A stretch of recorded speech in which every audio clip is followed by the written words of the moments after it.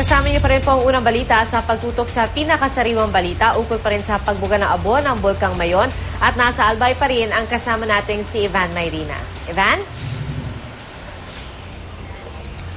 Yes, Pia, mismong si Albay Governor Joey Salciada nga ang nagkumpirma sa atin kanina lamang na natagpuan na ang labi ng 5 namatay sa phreatic explosion dito sa Bulkang Mayon kahapon.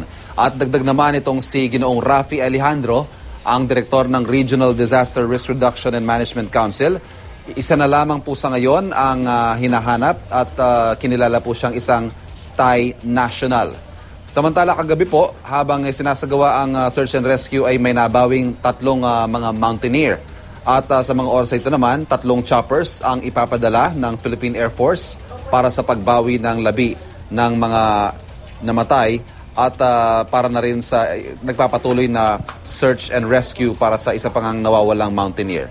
5 katao po ang sangkot sa rescue group na ito at kabilang na nga ang ilang kawani ng Philippine Army at gayon din ang ilang mga local hikers.